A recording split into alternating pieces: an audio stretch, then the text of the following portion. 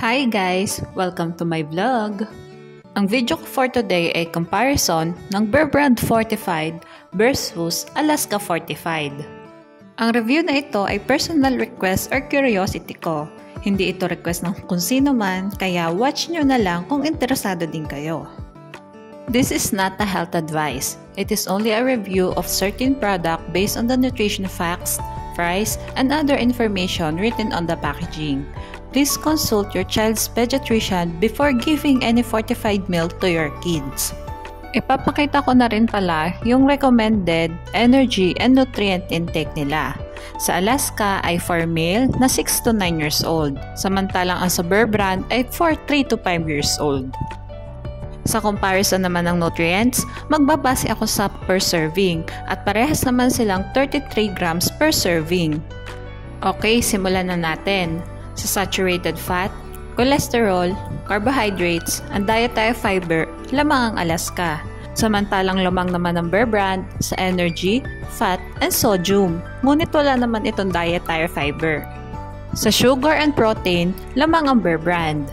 Dahil nga may dietary fiber ang Alaska na wala ang Bear Brand, may i-consider ko na lamang ang Alaska sa first category. Mag-proceed naman tayo sa vitamins. Sa vitamin B1, vitamin B2, vitamin B3, vitamin B5, and vitamin B12, lamang ang Alaska. Samantalang lamang naman ng Bear Brand sa vitamin B6 and vitamin C.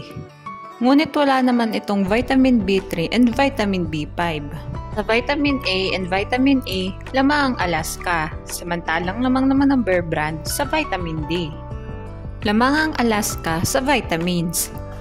Sa choline, iodine, iron, magnesium, and phosphorus, lamang ang Alaska. Samantalang lamang naman ng Bear Brand sa calcium, ngunit wala itong choline and iodine. Sa potassium, lamang ang Alaska, ngunit wala itong pantothenic acid and biotin. Samantalang lamang naman ng Bear Brand sa zinc, pantothenic acid, and biotin. Lamang ang Alaska sa minerals.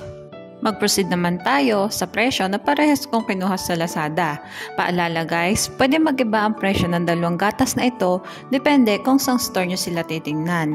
Sa parehas nga nilang bigat na 840 grams, ay mas makakamura ka ng 3 pesos sa Bear Brand compare sa Alaska.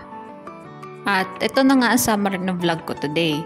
Sa first category, vitamins and minerals, lamang ang Alaska.